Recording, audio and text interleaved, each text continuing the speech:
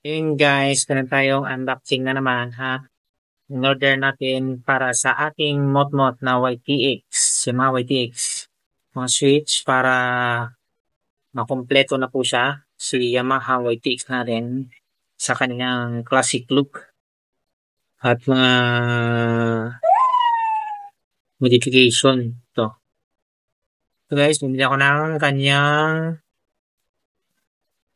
handle switch para sa ilalagay nating mga ano. So guys, na ilaw at saka yung sa kanyang headlight switch. Yan, ito. Headlight switch to guys. Yan, doble yung binili ko na para isang lagayan lang.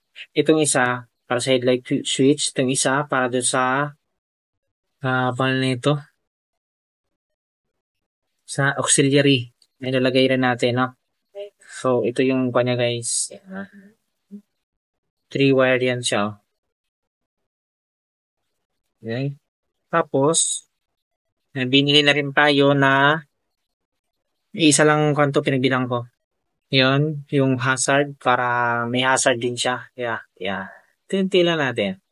So yun guys, yeah. Kahan sa ano na rin, connect tayo sa handlebar para at least, sulit guys, ganda ng ano. Ito, magandang yung pagkakanya, medyo mabigat.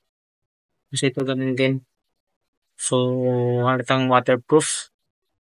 Tapos, may ano din ako na possible na lagyan ko rin ng parang charging port yan. Ito, so, inano ko na rin dito para at least ano na rin siya. Hindi na ditanggal. Ito na rin lalagyan natin. Legit yung pinagpilan ko na ito. 100% maayos at maganda. Okay naman yung pagka-package. So, yun.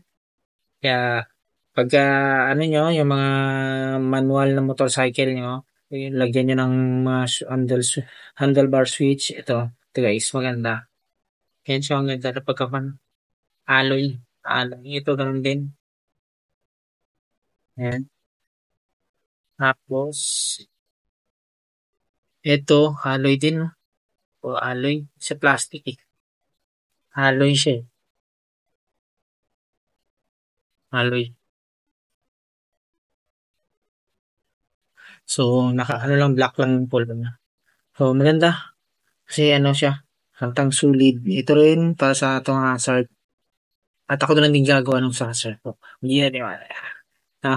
Yeah, pag gusto nyo guys, andyan yung yellow basket natin. Go lang. At legit yan. No. So, yun. Thank you. God bless and shout out to all. Like and share guys.